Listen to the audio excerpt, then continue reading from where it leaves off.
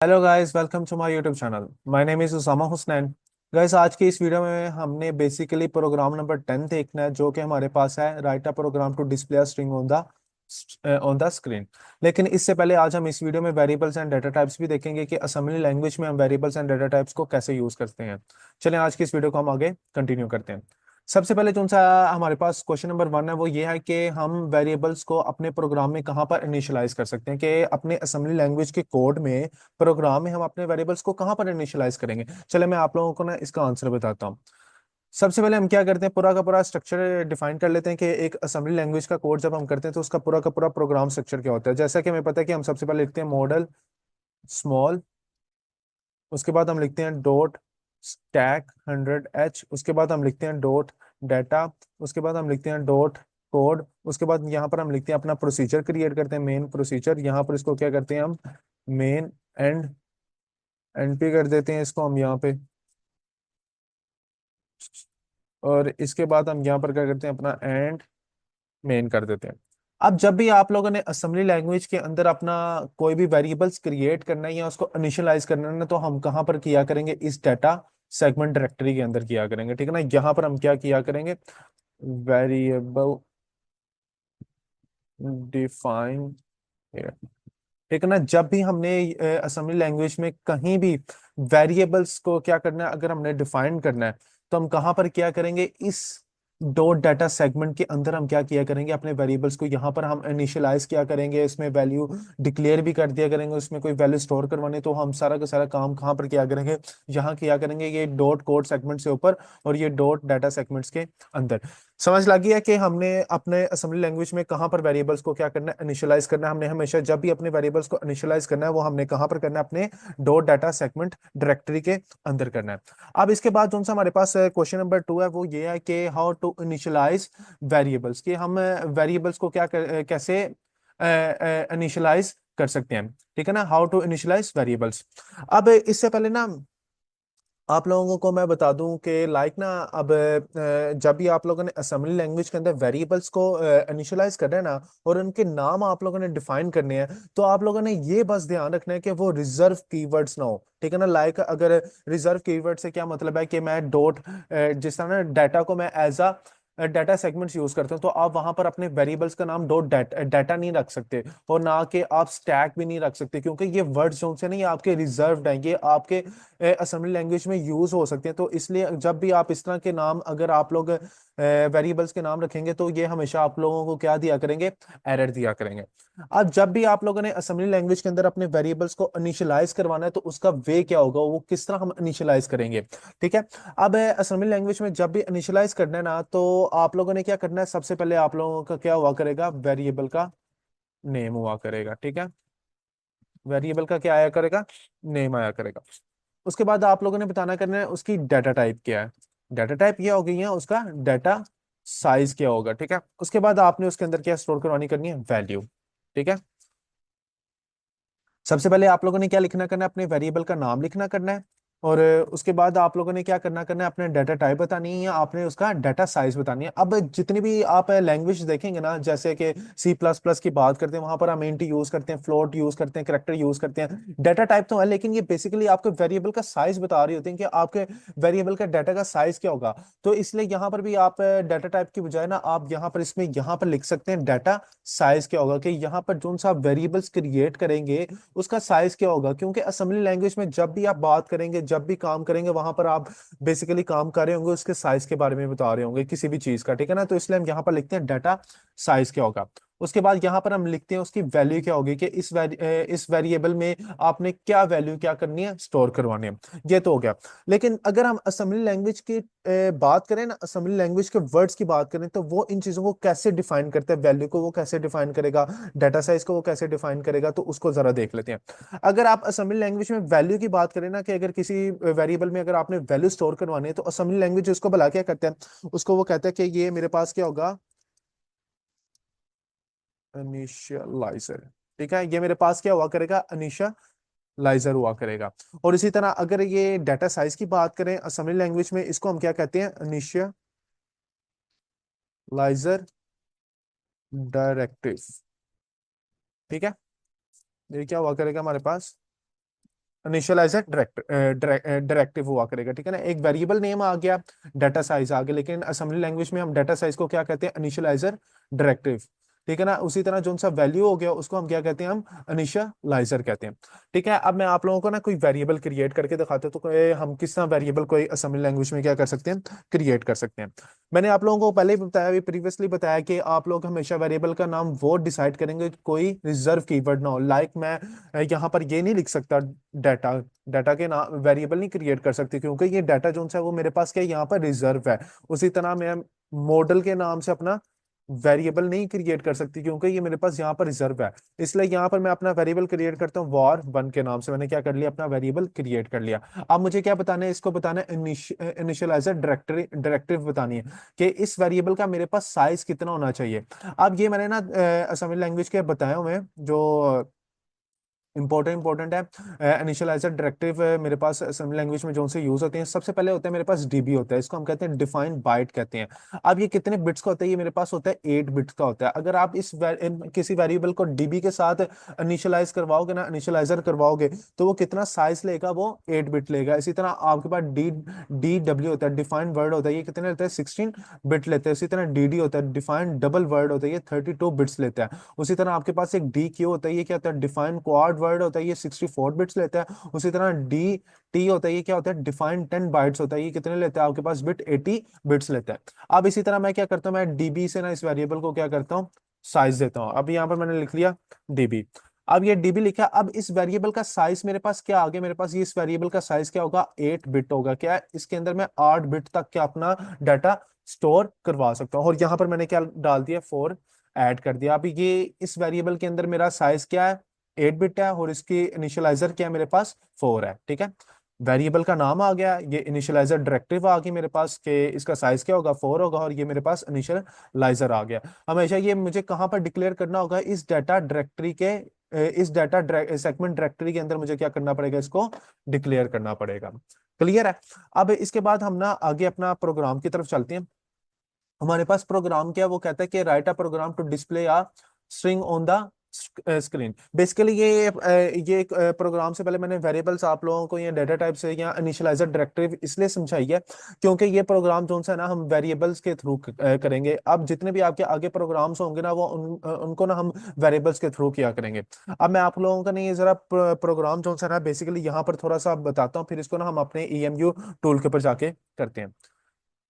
सबसे पहले हम क्या लिखेंगे, डॉट मॉडल स्मॉल लिखेंगे, उसके बाद डॉट स्टैक 100H लिखेंगे, उसके बाद डॉट डाटा लिखेंगे, उसके बाद डॉट कोड लिखेंगे। उसके बाद यहाँ पर हम मेन प्रोसीजर क्रिएट करेंगे, और यहाँ पर हम इसको कर देंगे मेन एंड पी कर देंगे, और यहाँ पर इसको कर देंगे एंड मेन कर देंगे। अपना जरा इसको हम इस तरह लेते हैं। अब मुझे क्या करना है, अपना कोई सी भी स्ट्रिंग मुझे डिस्प्ले करनी है, मैं क्या करता हूँ, अपना नाम प्रिंट करवाता हूँ। मैं यहाँ पर लिखता हूँ माई माई नेम, और इसका मैं इनिशियलाइजर डायरेक्टिव क्या रखता हूँ, डीबी रखता हूँ। डीबी से क्या मतलब है कि ये जो सा माई नेम है, ये कितने बाइट्स का है, इसका साइज क्या होगा, 8 बाइट्स होगा। और यहाँ पर मैं अपना नाम उसामा मैंने लिख लिया। अब जब भी असेंबली लैंग्वेज में आपने कोई भी स्ट्रिंग को डिफाइन करना है और किसी वेरिएबल के अंदर उसको क्या करना है, स्टोर करवाना है, तो उसके लास्ट पर हमेशा आप लोगों ने क्या करना है, डॉलर साइन लगाना करना है। इस डॉलर साइन से ये पता चलेगा कि ये स्ट्रिंग यू से स्टार्ट होकर ना ए तक क्या हो रही है, एंड हो रही है। ये बेसिकली इसका एंड पॉइंट है, ये एंड पॉइंट बताया करेगा कि यार आपकी स्ट्रिंग यहाँ पर आके खत्म हो रही है। यह मैंने क्या किया, अपना मैंने वेरिएबल एक माई नेम के नाम से क्रिएट किया, और इसको इनिशियलाइजर मैंने करवा दिया उसामा से, और इसका इनिशियलाइजर डायरेक्टिव क्या मेरे पास, डीबी है। और ये कितना साइज लेगा मेरे पास, ये मेरा 8 बिट का वेरिएबल्स क्रिएट करेगा। अब मुझे क्या करना है, इस चीज को ना, माई नेम को, इस वेरिएबल को मुझे क्या करना है, अपने मेन प्रोसीजर या अपने मेन कोड या इंस्ट्रक्शन के तौर पर इसको क्या करना है, मुझे यूज करना है। अब इसके लिए ना बेसिकली होगा क्या मेरे पास, इससे पहले ना दो कमांड्स है जो आपने हमेशा लिखनी करनी है। जब भी आप अपने दो डाटा सेगमेंट्स में वेरिएबल्स क्रिएट करेंगे ना, आपने अपने प्रोसीजर में या अपने कोड में जहां पर भी आप अपनी इंस्ट्रक्शन को लिख रहे होंगे ना, वहां पर आपने क्या करना है, ये दो लाइंस आप लोगों ने क्या करनी है, लास्ट में लिखनी है। यहाँ पर आपने लिखना है AX कोमा @डाटा, उसके बाद आपने क्या लिखना है, मूव DS कोमा AX। अब ये क्या काम कर रहे हैं, यहाँ पर बेसिकली भला काम क्या हो रहा है, ये जो सा move A X comma at the rate data है ना, ये एक तरह का आपका क्या डाटा सेगमेंट डायरेक्टिव है। आपने अब भला क्या करना, अपने डाटा सेगमेंट रजिस्टर को बताना है कि यार इस सेगमेंट से ना तुमने इन इन वेरिएबल्स को क्या करना है, यूज करना है। अब बेसिकली इस लाइन की अगर बात करें ना हम, इस लाइन की, इस लाइन में क्या काम हो रहा है, यहाँ पर हम कह रहे हैं अपने डाटा सेगमेंट्स को ना हम उसका जो सा स्टार्टिंग एड्रेस है ना, वो हम किस में स्टोर करवाने हैं, अपने एक्यूमुलेटर रजिस्टर में स्टोर करवा रहे हैं। अब यहाँ पर आपका सवाल आना चाहिए, यहाँ पर हम AX16 बिट क्यों यूज कर रहे हैं। एक और बात आप याद रखना कि असेंबली लैंग्वेज में जब भी हम कभी एड्रेस को रिटर्न करवाएंगे ना, एड्रेस को रिटर्न करवा के किसी चीज में सेव करवाएंगे, तो उसका साइज क्या हुआ करेगा, हमारे पास 16 बिट हुआ करेगा, ठीक है ना। उस एड्रेस का साइज क्या होगा, 16 बिट होगा। इसलिए जब इसको मैं यहां से रिटर्न करवा के इसका एड्रेस एक्यूमुलेटर रजिस्टर में सेव करवा रहा हूँ, तो इसका एड्रेस का साइज क्या होगा, 16 बिट होगा। तो इसलिए मुझे यहाँ पर रजिस्टर भी क्या क्रिएट करना पड़ेगा, 16 बिट का रजिस्टर क्रिएट करना पड़ेगा। यहाँ पर बेसिकली क्या काम हो रहा है, यहाँ पर ये काम हो रहा है कि मैं अपना जो सा डाटा सेगमेंट है ना, उसका एड्रेस मैं कहाँ पर स्टोर करवा रहा हूँ, अपने एक्यूमुलेटर रजिस्टर में। अब इसके बाद क्या है, एक्यूमुलेटर रजिस्टर से मैं कहाँ पर अपना एड्रेस शिफ्ट करवा रहा हूँ, अपने डाटा सेगमेंट रजिस्टर के अंदर क्या करवा रहा हूँ, अपना जो सा एड्रेस है ना, वो शिफ्ट करवा रहा हूँ, ताकि मेरे प्रोग्राम को पता चले कि मेरे वेरिएबल्स कहाँ पर स्टोर है, ठीक है ना। डाटा सेगमेंट रजिस्टर की मदद से ही मुझे पता चलेगा कि मेरे जो से डाटा सेगमेंट डायरेक्टरी है, वहां पर मेरे कहाँ कहाँ पर करके मेरे वेरिएबल्स क्या है, स्टोर है। इन दो लाइंस का बेसिकली ये मतलब होता है। थोड़ा सा मैं आपको बेसिकली बता भी देता हूँ डाटा सेगमेंट्स क्या है ये, लेकिन जब मैं कोड करूंगा ना, तो वहां पर आपको ना मैं इंग्लिश में पूरा का पूरा ना इसका सेंटेंस लिख दूंगा कि डाटा सेगमेंट्स क्यों यूज करते हैं, और ये इन लाइंस का बेसिकली और क्या मतलब है, ये वहां पर आपको EMU टूल के ऊपर ज्यादा मैं क्लियर करके बता दूंगा। बेसिकली जो सा डाटा सेगमेंट होता है ना, ये एक तरह का ना पॉइंट करता है आपके लोकेशन मेमोरी के ऊपर, कि आपके प्रोग्राम्स में जो से वेरिएबल्स है ना, वो कहाँ पर स्टोर है। बेसिकली डाटा सेगमेंट रजिस्टर इसलिए यूज होता है, ठीक है। उसके बाद आपने क्या करना है, अपने आपने इसको डिस्प्ले करवाना है। जरा एक मिनट यार, इसका ना मैं थोड़ा सा ऊपर कर लेता हूँ, ताकि ना आपको नीचे से नजर आ जाए। अब आप लोगों ने अपनी स्ट्रिंग को डिस्प्ले करवाना है, कि मैंने अब उसामा को डिस्प्ले करना है।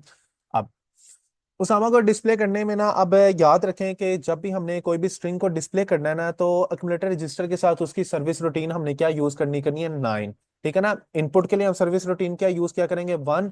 और जो सी आउटपुट हुआ करेगी उसके लिए हम अगर आउटपुट, अगर आप लोगों ने करेक्टर करवाना है, कोई सिंगल डिजिट करवाना है, तो उसकी सर्विस रूटीन क्या हुआ करेगी, 2। लेकिन स्ट्रिंग की सर्विस रूटीन क्या हुआ करेगी, 9। अब मैंने क्या लिखूंगा, मूव। अब मैं क्या करने लगा हूं यहाँ पर, डिस्प्ले द स्ट्रिंग। मैं स्ट्रिंग को क्या करने लगा हूं यहाँ पर, अब डिस्प्ले करवाने लगा हूं। अब इसके लिए करना पड़ेगा मूव।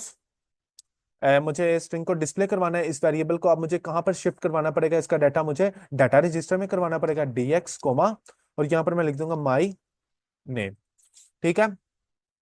अब ये मैंने कमांड लिखी है, move DX comma my name. अब आप ना अपनी स्ट्रिंग को एज इट इज डिस्प्ले नहीं करवा सकते। अब इसके लिए भी ना आपके पास दो मेथड हैं डिस्प्ले करवाने के लिए स्ट्रिंग। या तो आप ऑफसेट से कर सकते हैं, या तो आप किससे कर सकते हैं, LEA से कर सकते हैं, ठीक है। या तो आप ऑफसेट मेथड यूज कर सकते हैं, या तो आप क्या यूज कर सकते हैं, LEA मेथड। जो सा LEA ना, वो स्टैंड फॉर होता है आपके पास लोड इफेक्टिव एड्रेस, ठीक है ना। ऑफसेट भी आपका बेसिकली वेरिएबल्स का एड्रेस जो सा होता है ना, वो वेरिएबल्स का एड्रेस जो सा होता है, वो रजिस्टर के अंदर सेव करवाता है। और जो सा LE होता है ना, वो भी आपका क्या होता है, वो भी एड्रेस ही एक तरह का ना आपका वेरिएबल के अंदर क्या करवाता है, स्टोर करवाता है। लेकिन ना जो सा ऑफसेट होता है ना, वो इजी टू यूज है, और LE जो सा ना, वो जरा कॉम्प्लेक्स होता है, ठीक है। ये इनमें थोड़ा सा डिफरेंस है। अब अगर मैंने ऑफसेट्स मेथड से करना है ना, तो आप लोगों ने क्या लिखना है, कमांड क्या लिखनी है, मूव DX कोमा, और इसके साथ आपने क्या लगा देना है, ऑफ सेट माई नेम, ठीक है। अब यहां पर देखिए, यहां पर भी मैं कितने बिट का डाटा रजिस्टर यूज कर रहा हूँ, 16 बिट का, क्योंकि ये जो सा ऑफसेट है ना, ये क्या है आपका, यहां से एड्रेस इसका क्या करेगा, शिफ्ट करवाएगा। और जब ये एड्रेस शिफ्ट करवाएगा, तो इसका क्या मतलब है, इसका साइज क्या होगा, आपके पास 16 बिट होगा। तो इसलिए मैंने यहाँ पर DX भी कितने का, DX मैंने इसलिए यूज किया क्योंकि इसका साइज भी क्या मेरे पास DX है। एक तो मेथड आप लोगों के पास ये है। एक मेथड इसका क्या है, LEA से आपने लिखना है, LEA कमांड लिखनी है, उसके बाद आपने DX लिखना है, और उसके बाद आपने क्या लिख देना, अपने वेरिएबल का नाम लिख देना है। आप स्ट्रिंग को ऐसे भी यूज कर सकते हैं, और इस मेथड से भी आप कर सकते हैं, यूज कर सकते हैं।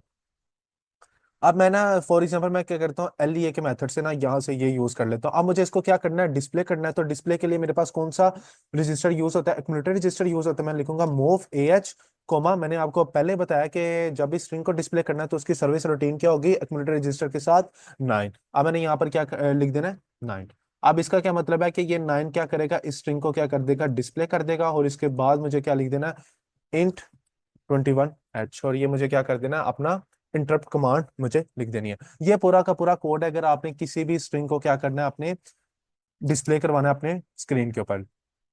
चलिए अब हम EMU टूल की तरफ चलते हैं, और मैं आप लोगों को वहां पर ना पूरा का पूरा बकायदा कोड लिख के भी बताता हूँ, और वहां पर भी आपको थोड़ा सा गाइड कर देता हूँ चीजें। और फिर आप लोगों को मैं स्क्रीन के ऊपर भी डिस्प्ले करवा के दिखाऊंगा कि उसामा कैसे प्रिंट हो रहा है। चलिए हम अपने EMU टूल को ओपन करते हैं।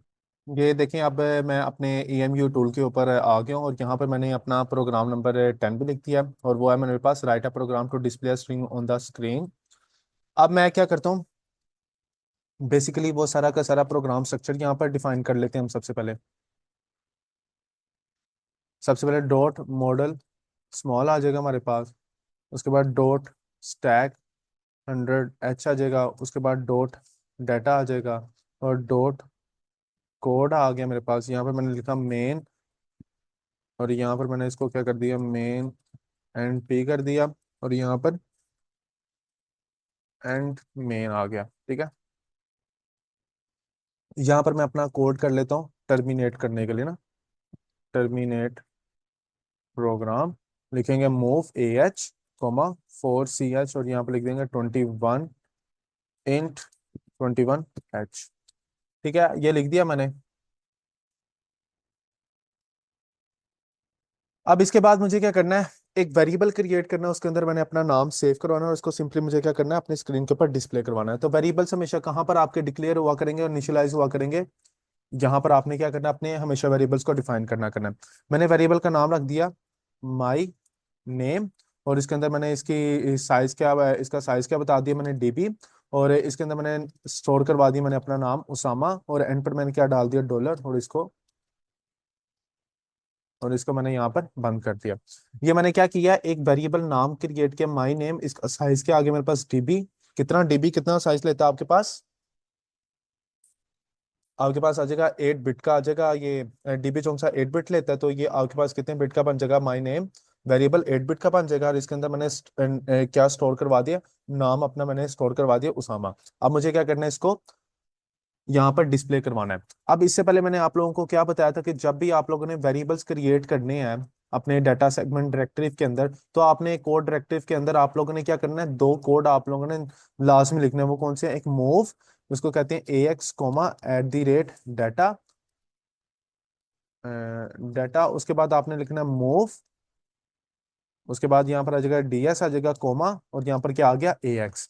ये किस लिए आपका यूज होता है, ये बताता है, ये करता है load the starting starting address of the data register into AX। ठीक है, और ये किस लिए आपका यूज होता है, यहाँ पर मैं सेंटेंस लिख देता हूँ। ये होता है basically move that address into DS register so the program knows where the data is stored। ठीक है, ये इसको जरा ना मैं यहाँ पर कमेंट में डाल देता हूँ ताकि ना एरर ना आए हमें। ठीक है, ये लाइन का बेसिकली क्या मतलब है, मूव AX कोमा @डाटा। ये बेसिकली क्या करता है, स्टार्टिंग एड्रेस जो सा होता है ना डाटा रजिस्टर का, या इस डाटा सेगमेंट का, उसको किसमें कन्वर्ट करता है, किसमें शिफ्ट करता है, AX में शिफ्ट कर देता है। और ये जो सा ये वाली लाइन है ना, ये क्या करेगा, जो सा AX में एड्रेस पड़ा होगा ना, वो क्या करेगा, डाटा सेगमेंट रजिस्टर में क्या कर देगा, इसको शिफ्ट कर देगा, ताकि हमें पता चल सके कि हमारे डाटा कहाँ पर स्टोर है। अब आगे हम चलते हैं। ये लिखने से ना, ये दो लाइन लिखने से आप क्या कर सकते हैं, इस डाटा के अंदर जितने भी वेरिएबल्स होंगे ना, उसको क्या कर सकते हैं आप लोग, असेस कर सकते हैं, और उसको क्या कर सकते हैं आप लोग, यूज कर सकते हैं। अब मुझे क्या करना है, डिस्प्ले द स्ट्रिंग डाटा। मुझे अब इस डाटा को इस स्ट्रिंग डाटा को क्या करना है, डिस्प्ले करवाना है। इसके मैंने क्या बताया आप लोगों को, दो मेथड्स बताए हैं। एक किससे करवाया मैंने, ऑफसेट से करवाया, और एक किससे मैंने बताया आप लोगों को, एलईए से करवाया। पहले मैं आपको ऑफसेट से करके दिखाता हूं। मैं लिखूंगा मूव डीएक्स कोमा, यहाँ पर मैंने लिख दिया ऑफसेट, और यहाँ पर क्या आ जाएगा मेरे पास, मई नेम, वेरिएबल का नेम। और इसके बाद मुझे क्या करना है, move H coma 9 service routine, और यहाँ पर क्या आ गया, इंट 21h। ये क्या आ गया मेरे पास, मैंने मेथड किससे लिखा है, ये ऑफसेट से लिखा है। अब इसको जरा मैं आपको एग्जीक्यूट करके दिखाता हूँ। यहाँ पर मैंने इसको रन किया, ओके किया। अब यहाँ पर देखिए मेरे पास यहाँ पर क्या डिस्प्ले हुआ आ रहा है, उसामा। ये मैंने किस मेथड से किया, मैंने ऑफसेट से किया। अब मैं आपको किस मेथड से करके दिखाता हूँ, एलईए से करके दिखाता हूँ। आपने क्या लिखना है, LEA DX comma my name. ठीक है, ये लिख लिया। अब इसको भी मैं क्या करूंगा, एज अ रन करता हूँ। इधर से रन किया, यहाँ से रन किया। ये देखिए मेरे पास यहाँ पर क्या आ रहा है, उसामा मेरे पास यहाँ पर लिखा हुआ आ रहा है। यही था आज की वीडियो का बेसिकली प्रोग्राम जो मैंने आप लोगों को समझाना था। और इस वीडियो में जो सा बेसिकली जो सा मेन मोटिव था ना, कि ये वीडियो बनाने का जो सा मेन मोटिव था, वो मेरा ये था कि आप लोगों को पता चल जाए कि वेरिएबल्स को हम कहाँ पर इनिशियलाइज कर सकते हैं, आपको डाटा साइज का पता चल जाए। इसको बेसिकली हम कहते हैं इनिशियलाइजर डायरेक्टिव कहते हैं। ये इनिशियलाइजर का पता चल जाए कि स्ट्रिंग को कैसे हम सेव करवा सकते हैं। और ये साथ ही साथ आपको ये पता चल जाए कि AX वगैरह और DS क्यों यूज किया जाता है, ये दो लाइंस हम क्यों यूज करते हैं, अब आपको मे भी पता चल गया। और जो सा सेकंड मोटिव था वो ये था कि आपको ऑफसेट और एलईए के बारे में पता चल सके। अगर मेरी ये वीडियो अगर आप लोगों को अच्छी लगी हो तो प्लीज मेरे चैनल को सब्सक्राइब करें और इस वीडियो को लाजमी लाइक करें। खुदा हाफिज।